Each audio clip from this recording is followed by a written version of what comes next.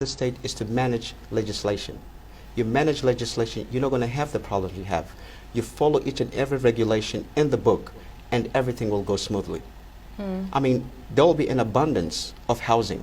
There's no reason to be building RDP houses. Cities, towns, small villages are occupied.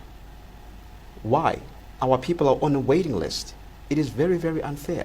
So what we are saying is that we welcome people to come into the country, but there should be people to add a positive and meaningful contribution to our country. Right. As I'm speaking to you, I'm picking up an accent. I would say you've been an immigrant at some point in your life. Would I be wrong in saying that? No. I grew up in the United States. Okay.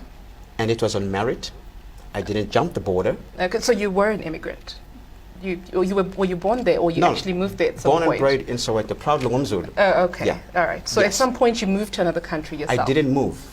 Okay. I didn't move. What happened? It was studies. Okay, you studied in the States. Right. I It was understand. studies. And came back through a legal process. All right. What And what was your experience then? What would you take from that experience in terms of legislation and how it's done in the West, and how South African can adopt some of that to make sure that it's done well? Because it appears when you listen to Donald Trump, he kind of speaks the same language. You know, they seem to be having the same problem with Mexicans and, you know, building up the wall and stuff like that. How do you think they've been able to deal with it, so to speak? Well, so far they've been doing a wonderful job. But apart from that, what Africa needs to understand is to understand how the world operates. And I got to actually learn and understand how things are done. You know, coming back, looking into our country, many, many things are done the wrong way. So we're going to keep blaming apartheid for the next 100 years, not understanding that we are also at fault, whereby we should understand the mathematical equation of trade and finance. And politicians don't seem to understand that. When you look at the trade structure we have, most trade structures should be based on strategic partnerships. Currently, we're sitting at a deficit, not a surplus. That's not good business. So we need to be trading with countries that actually make sense to us and will make sense to them, where there's mutual benefits for both parties.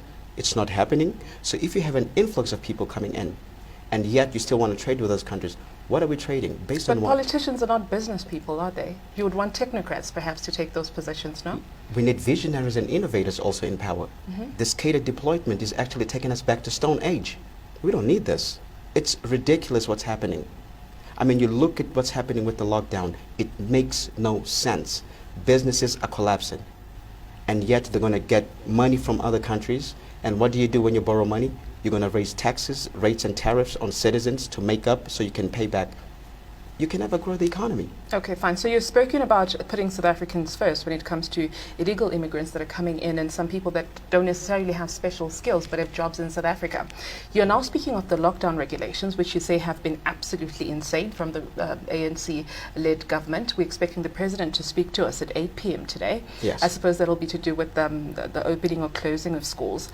But going forward, do you think there will be some kind of a class suit, you know, with people that have lost their jobs going forward? How do you then resuscitate this economy that has been bleeding so badly? Look, I think there has to be legal action on certain sectors.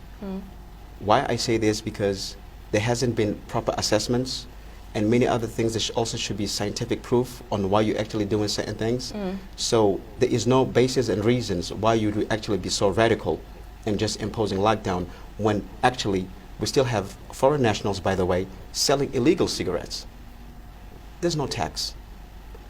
Why can't you just have a sin tax on cigarettes for people that smoke? Let's have the engine running at least.